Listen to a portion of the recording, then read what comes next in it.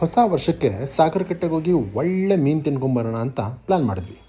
Fish ಅಂದ ತಕ್ಷಣ ನಮ್ಮ ವೆಜ್ ಫ್ರೆಂಡು ಬರಲ್ಲ ಅಂತ ಡ್ರಾಮಾನೇ ಮಾಡ್ದ. ಹೇಗೋ ಫೋರ್ಸ್ ಮಾಡಿ ಕುರಿ ತುಂಬ್ಕೊಂಡು ಹೊರಟೇ ಬಿಟ್ವಿ.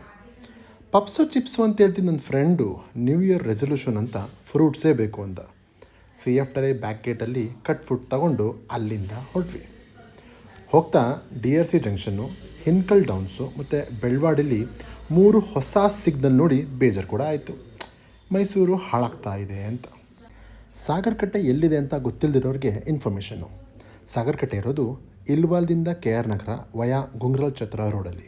ಓವರಾಲು ಮೈಸೂರಿಂದ 20ರಿಂದ 25 ಕಿಲೋಮೀಟರ್ ಆಗುತ್ತೆ, ಡಿಪೆಂಡ್ಸ್ ಅಪಾನ್ ಯಾವ ಏರಿಯಾಯಿಂದ ನೀವು ಹೊರಡ್ತಾ ಇದ್ದೀರಾ ಅಂತ.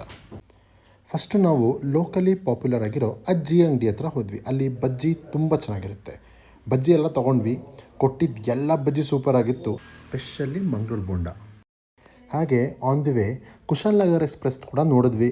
ಆಲ್ರೆಡಿ ರೋಡಿಗೆಲ್ಲ ತಾರ್ ಹಾಕಿ ರೆಡಿ ಮಾಡಿದ್ದಾರೆ, ಆದಷ್ಟು ಬೇಗ ಕಂಪ್ಲೀಟ್ ಆಗುತ್ತೆ ಅಂತ ಅನಿಸುತ್ತೆ. ಅಲ್ಲಿಂದ ನಾವು ಸೀದಾ ಫೇಮಸ್ ಫಿಶ್ ಫ್ರೈ ಶಾಪ್ಗೆ ಹೋದ್ವಿ. ವರ್ಲಿ ಫ್ರೈ ಮತ್ತು ಫಿಶ್ ಫ್ರೈ ಎರಡನ್ನೂ ಟೇಸ್ಟ್ ಮಾಡಿದ್ವಿ. ಎರಡೂ ಸೂಪರ್ ಆಗಿತ್ತು. ಬಿಸಿ ಬಿಸಿ ಫಿಶ್ನ ಬಾಯಿಗಿಟ್ರೆ ಕರಗಿ ಹೋಗೋ ಹಾಗಿತ್ತು. ಎರಡನ್ನೂ ಒಳ್ಳೆ ಬ್ಯಾಟಿಂಗ್ ಮಾಡಿ ನಾವು ಅಲ್ಲಿಂದ ನೆಕ್ಸ್ಟು ಸಾಗರಕಟ್ಟೆ ಬ್ರಿಡ್ಜ್ ಕಡೆ ಹೊರಟ್ವಿ. ಆನ್ ದಿ ವೇ ತೆಪ್ಪದಲ್ಲಿ ಫ್ರೆಶ್ ಆಗಿ ಮೀನು ಹಿಡಿತಾಯಿದ್ರು. ನಾವು ಕೇಳಿದರೆ ಕೊಡಲ್ಲ ಅಂತ ನಮ್ಗೆ ಗೊತ್ತಿತ್ತು, ಅದಕ್ಕೆ ನಾವೇನು ಕೇಳಲಿಲ್ಲ, ಸುಮ್ಮನೆ ನಮ್ಮ ಪಾಡನ್ನು ನಾವು ಮುಂದಕ್ಕೆ ಹೊರಟ್ವಿ. Sagarakatte bridge view ತಲುಪಿದ್ವಿ. ಎರಡೂ ಕಡೆ ನೀರು, ಮಧ್ಯದಿಂದ ಒಳ್ಳೆ ವ್ಯೂ ಇತ್ತು. ಬ್ರಿಡ್ಜಲ್ಲಿ ನಿಂತು ನೋಡೋಕ್ಕಾಗಲ್ಲ, ಯಾಕೆಂದರೆ ಬ್ರಿಡ್ಜ್ ತುಂಬ ಚಿಕ್ಕದು. ಸೊ ನೀವು ಒಂಚೂರು ಮುಂದೆ ಹೋಗಿ ಆ ಕಡೆ ಈ ಕಡೆ ತುಂಬ ಸ್ಪಾಟ್ಸ್ ಇದೆ, ಯಾವ್ದಾದ್ರು ಒಂದು ಸ್ಪಾಟಿಗೆ ಹೋಗ್ಬೋದು.